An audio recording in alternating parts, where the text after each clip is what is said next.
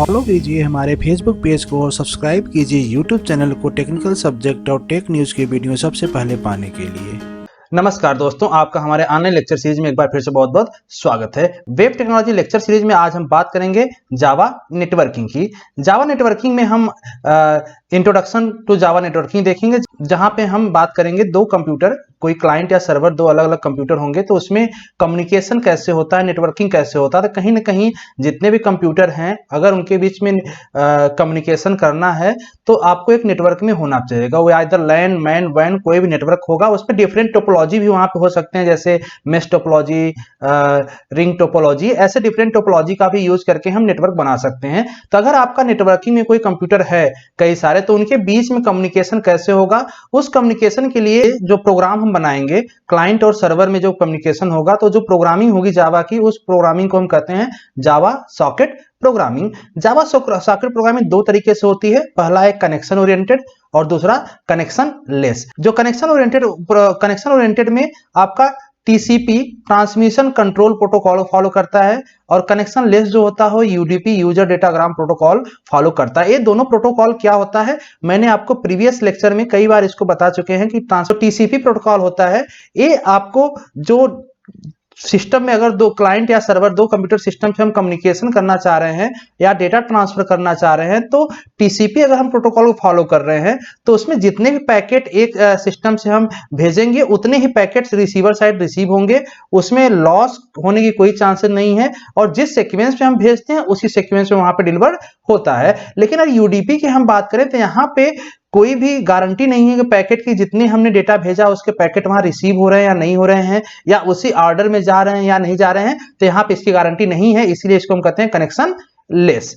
अगर connection oriented में बात करें हम, तो यहाँ पे दो क्लास होते हैं, सर्वर क्लास और server socket class. Server class जो होता है, एक क्लाइंट साइड जब कम्युनिकेशन होगा किसी दो सिस्टम में, तो एक सिस्टम वहां पे एज ए क्लाइंट काम करेगा और एक एज ए सर्वर काम करेगा।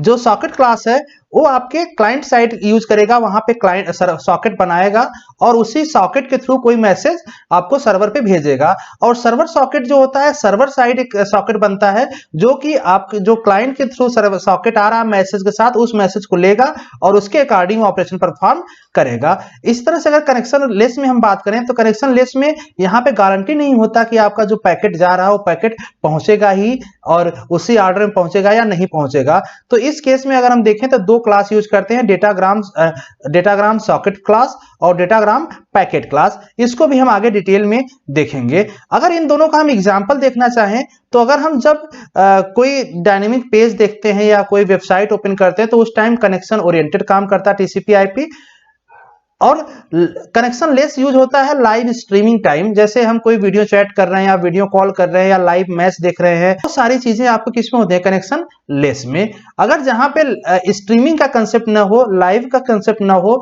वहां पे हम उस टाइम आपका प्रोटोकॉल काम करता है कनेक्शन ओरिएंटेड प्रोटोकॉल। इसके बाद जावा नेटवर्किंग में जावा यूआरएल की भी बात हम करेंगे कि जो आपका कोई वेबसाइट का यूआरएल होगा उसके थ्रू कैसे हम कोई रिक्वेस्ट रिस्पांस करते हैं, वो भी हम डिटेल में देखेंगे। यहाँ पे तीन क्लास होंगे, URL collection class, URL HTTP URL connection और इनेट address class.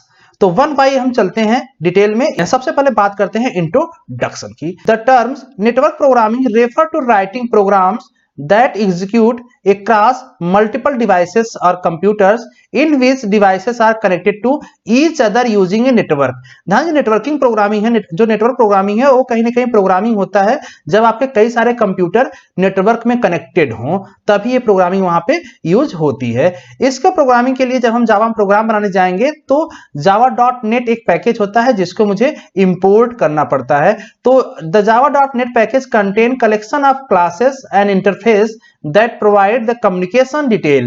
Without java.net package के कोई भी कम्युनिकेशन का हम प्रोग्राम नहीं बना सकते जिसमें कोई client side program server side program से कम्युनिकेट करे।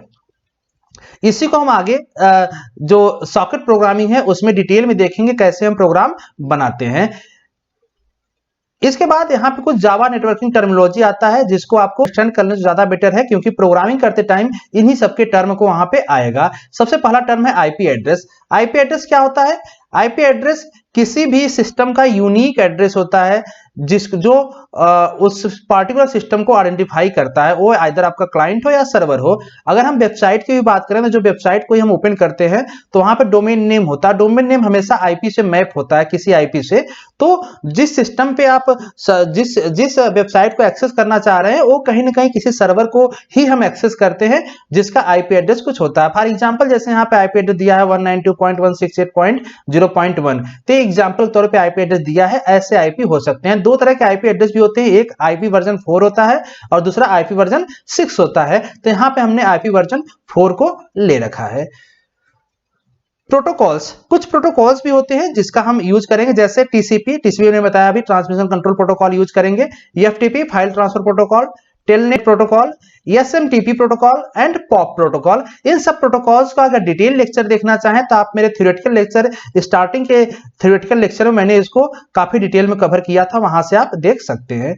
नेक्स्ट कंसेप्ट आएगा आपका, नेक्स्ट टर्मिनोलॉजी आएगा पोर्ट नंबर। पोर्ट नंबर हमेशा आपके आईपी एड्रेस साथ एसोसिएट होता है, मैप होता है। जैसे यहां पे अगर कोई आईपी एड्रेस है तो इस आईपी एड्रेस साथ कुछ हम पोर्ट नंबर भी दे सकते हैं, जरूरी नहीं है, ऑप्शनल है पोर्ट नंबर हम दें या ना दें, लेकिन सिक्योरिटी पर्पज से हम हमेशा हर वेबसाइट के साथ या हर आईपी के साथ एक पोर्ट नंबर मैप करते हैं। MAC address, MAC address media access control होता है, हर सिस्टम का, हर डिवाइस का एक मैक एड्रेस होता है। एक तरह से आपके सिस्टम का फिजिकल एड्रेस जो होता है वो मैक एड्रेस होता है, जो आपके सिस्टम को यूनिकली आइडेंटिफाई करता है। ध्यान दीजिए, आईपी जो होता है ओवर द नेटवर्क आपको यूनिकली आइडेंटिफाई कराता है, और मैक हर सिस्टम का अपना खुद एक मैक होता है। Connection oriented and connection less protocol, दो प्रोटोकॉल और है, टीसीपी और यूडीपी, जो कि कनेक्शन ओरिएंटेड और कनेक्शन लेस प्रोटोकॉल यूज होते हैं, ये मैंने आपको बताया पहले। लास्ट कंसेप्ट आता है socket. Socket is A and point between two way communication. Two way communication से मतलब है कि एक सपोज क्लाइंट है, दूसरा सर्वर है, उनके बीच में अगर कोई कम्युनिकेशन हो रहा है तो कहीं ना कहीं सॉकेट के थ्रू होगा। क्लाइंट अपना एक सॉकेट बनाएगा, उसी सॉकेट के थ्रू मैसेज भेजेगा, सर्वर भी अपना एक सॉकेट बनाएगा, उसी सॉकेट के थ्रू आपका मैसेज, क्लाइंट से दिया हुआ मैसेज रिसीव करेगा। तो अब हम डिटेल में चलते हैं, सॉकेट प्रोग्रामिंग को देखते हैं, सॉकेट प्रोग्रामिंग कैसे करते हैं। Socket programming provide the communication mechanism between two computers. Java socket programming can be connection oriented or connectionless. Java socket programming दोनों तरीके से हम कर सकते हैं, कनेक्शन ओरिएंटेड और कनेक्शन लेस के लिए। कनेक्शन ओरिएंटेड में सीपी यूज करेंगे, कनेक्शन लेस में क्या यूज करेंगे, यूडीपी। एक client program create a socket on its end of the communication and attempt to connect the socket to the server. ध्यान दीजिए, दोनों के पास सॉकेट होगा तो क्लाइंट क्या करेगा, एक सॉकेट क्रिएट करेगा और वही सर्वर से कम्युनिकेट करके उसको कनेक्ट करने की कोशिश करता है। सॉकेट एंड सर्वर सॉकेट दो क्लासेस हैं, सॉकेट और सर्वर सॉकेट।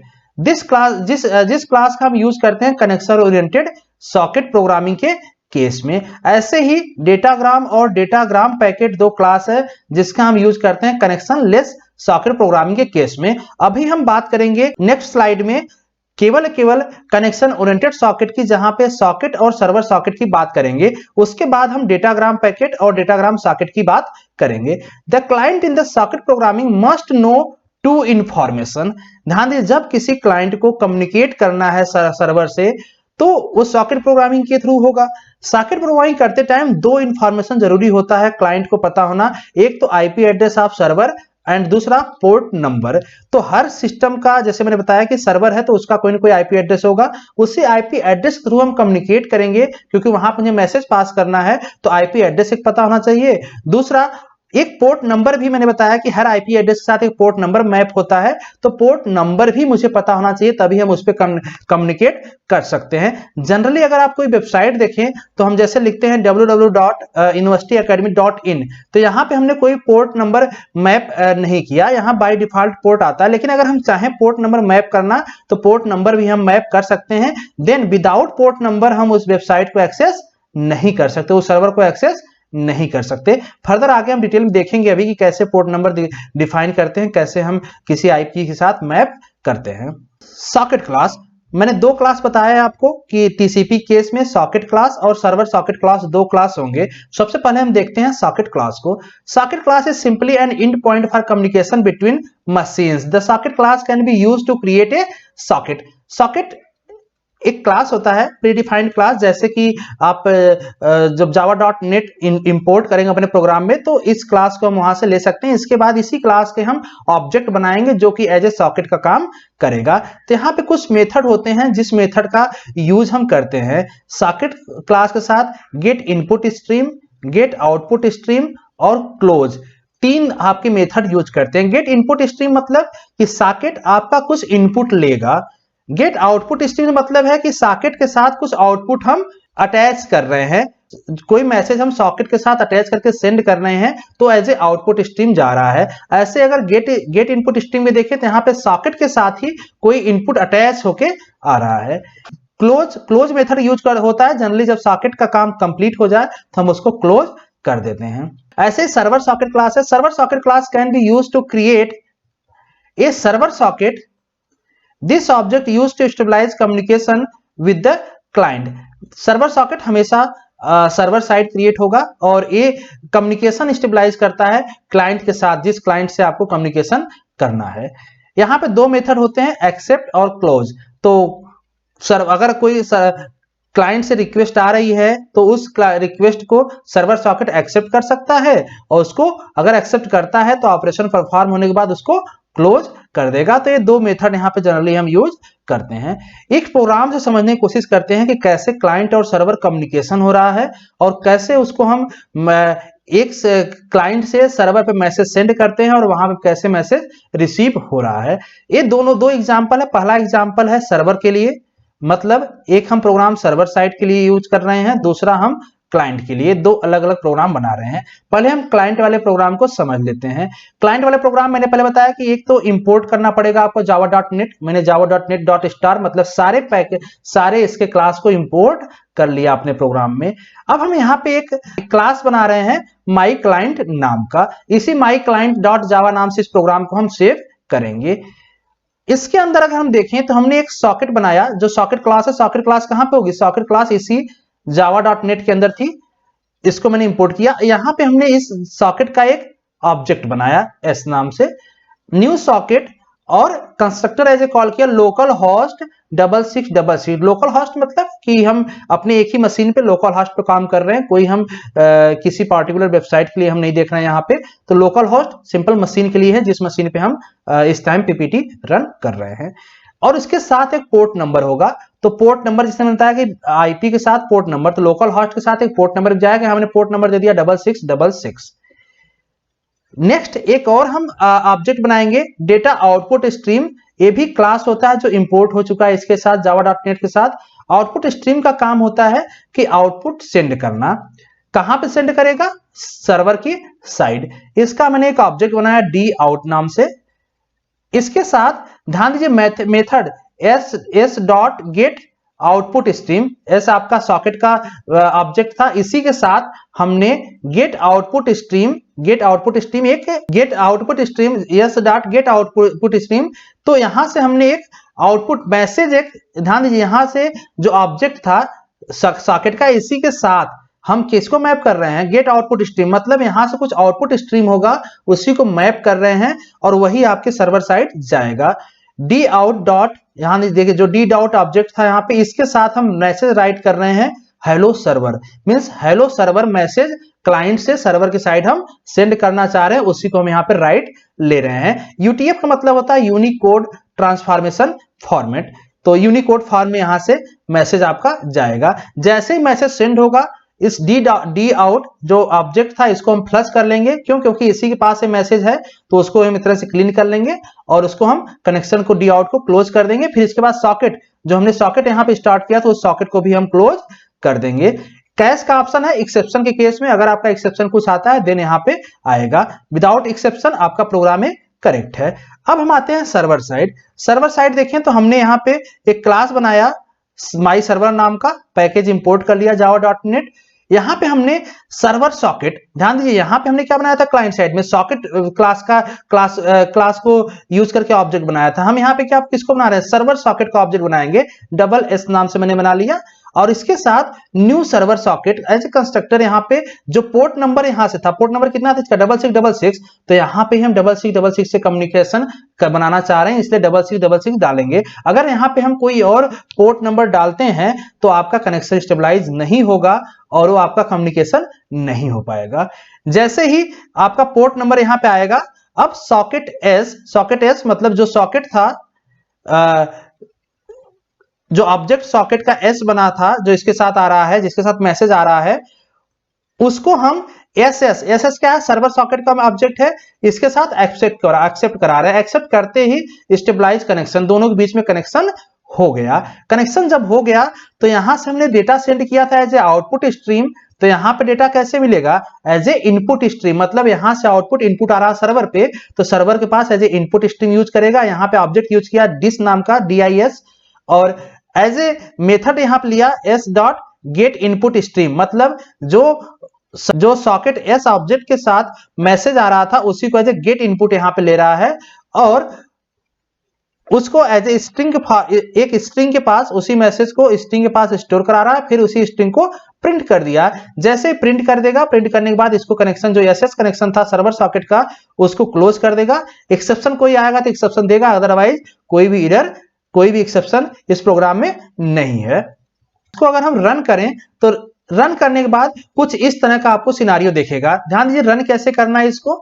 आप इन दोनों प्रोग्राम को कहीं भी अपने सिस्टम में सेव कर सकते हैं, जैसे मैंने सेव कर रखा है। अगर आप पाथ देखें तो सी ड्राइव में एक जावा नाम का फोल्डर है, उसके अंदर नेटवर्किंग नाम का फोल्डर है, वहां पे हमने myserver.java और myclient.java दोनों प्रोग्राम को मैंने वहां पे सेव कर रखा है।